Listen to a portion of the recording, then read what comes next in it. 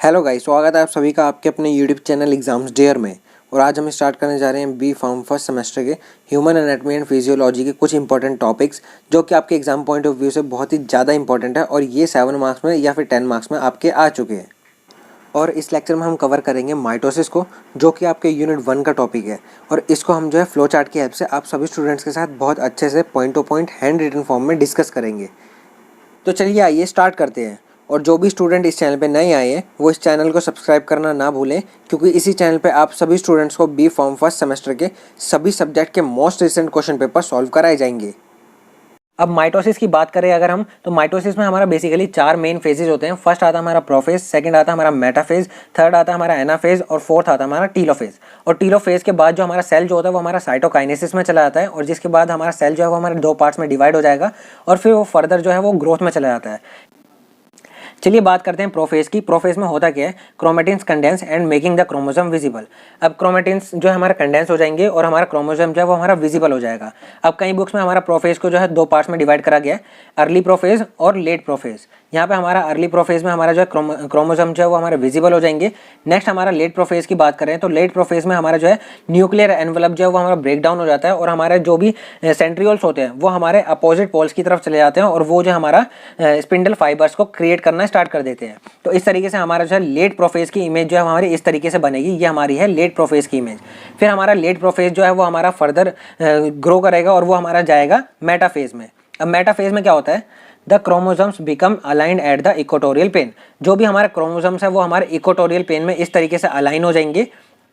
फिर हमारा मेटाफेज जो है वो धीरे धीरे एनाफेज में जाता है। एनाफेज में क्या होता है, sister chromatids separates and the resultant daughter chromosomes move towards the opposite poles. अब बेसिकली हमारा ये क्या कह रहा है कि हमारे जितने भी ये सिस्टर क्रोमेटिड्स है वो धीरे धीरे सेपरेट होना स्टार्ट होंगे और वो जो हमारा जो रिजल्टेंट डॉटर क्रोमोसोम्स है, ये वाले हमारे रिजल्टेंट डॉटर क्रोमोसोम्स है, वो जो है अपने अपोजिट पोल्स की तरफ जाना स्टार्ट कर देंगे। तो ये जो हमारा इक्वेटोरियल पे था फिर धीरे धीरे ये सेपरेट होना स्टार्ट हुए इस तरीके से। अब ये सेपरेट होने के बाद जो है धीरे धीरे अपोजिट पोल्स की तरफ जा रहे हैं। तो इस तरीके से ये जो हमारा एनाफेज में आ गया है। अब यहाँ पे हमारा क्या होता है, ये जो हमारा एनाफेज होता है वो धीरे धीरे टीलोफेज में जाना स्टार्ट कर देता है। टीलोफेज में क्या होता है, हमारा daughter chromosomes reach the poles. ये जो हमारे डॉटर क्रोमोसोम्स हैं वो इस तरीके से पोल्स के पास पहुंच जाएंगे एंड फॉर्म द 2 न्यूक्लियाई। और फिर जो है हमारे इस तरीके से यहाँ पे हमारा जो 2 न्यूक्लियाई का फॉर्मेशन कर लेंगे। तो इस तरीके से हमारा ये जो हमारा एनाफेज है वो हमारा टीलोफेज में इस तरीके से कन्वर्ट हो जाता है। तो ये हमारी इमेज जो है वो हमारी टीलोफेज की है। नेक्स्ट अब ये जो टीलोफेज है वो हमारा साइटोकाइनेसिस में चला जाता है। अब साइटोकाइनेसिस में क्या होता है कि यहाँ पे हमारा न्यूक्लियस जो है वो हमारा सेपरेट हो गया है, बट हमारा जो सेल है वो भी सेपरेट होना बचा है। तो वो जो हमारा सेल जो सेपरेट होता है वो हमारा होता है साइटोकाइनेसिस में। साइटोकाइनेसिस में जो हमारा सेल मेम्ब्रेन जो है वो हमारी बिल्कुल सेपरेट हो जाती है और यहाँ से हमारा सिंगल सेल से यहाँ पे हमारा जो है डबल सेल में कन्वर्ट हो जाता है। यहाँ तक तो हमारा न्यूक्लियर कन्वर्ट हुआ था, बट यहाँ पे हमारा कंप्लीटली सेल जो है वो हमारे डबल मतलब डिवाइड हो जाते हैं अच्छी तरीके से। तो यहाँ पे हमारा जो न्यूक्लियस भी डिवाइड हो चुका है और हमारा जो सेल है वो भी हमारा कंप्लीटली ऑर्गेनेलीज के साथ डिवाइड हो चुका है।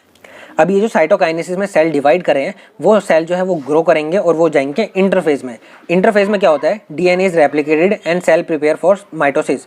यहाँ पे हमारा डीएनए जो है वो रेप्लिकेट हो चुका है और सेल जो है वो दोबारा माइटोसिस के लिए तैयार हो चुका है। मतलब वो जो है तैयारी करता है, दोबारा वो जो है प्रोफेज में जाएगा, फिर मेटाफेज में जाएगा, फिर हमारा एनाफेज में जाएगा और फिर हमारा जो है टीलोफेज में जाएगा। तो ये साइकिल जो है इस तरीके से चलती रहती है। इसी को हम कहते हैं माइटोसिस। तो चलिए गाइस, इसी के साथ हमारा आज का टॉपिक हो जाता है कंप्लीट। उम्मीद है आप सभी स्टूडेंट्स को माइटोसिस बहुत अच्छे से समझ आ गया होगा। अगर आपको अभी भी इसमें कोई डाउट है तो आप इजीली हमसे कमेंट सेक्शन में कमेंट करके पूछ सकते हैं। और जो भी स्टूडेंट इस चैनल पर नए आए हैं वो इस चैनल को सब्सक्राइब करना ना भूलें, क्योंकि इसी चैनल पर आप सभी स्टूडेंट्स को बी फार्म फर्स्ट सेमेस्टर के सभी सब्जेक्ट के most recent question paper solve कराए जाएंगे। और जिन भी स्टूडेंट्स को फार्मा से रिलेटेड नोट्स, प्रैक्टिकल फाइल्स या प्रीवियस ईयर सॉल्व पेपर्स की पीडीएफ चाहिए वो हमारे टेलीग्राम चैनल से आके फ्री ऑफ कॉस्ट डाउनलोड कर सकते हैं। लिंक आपको डिस्क्रिप्शन में मिल जाएगा।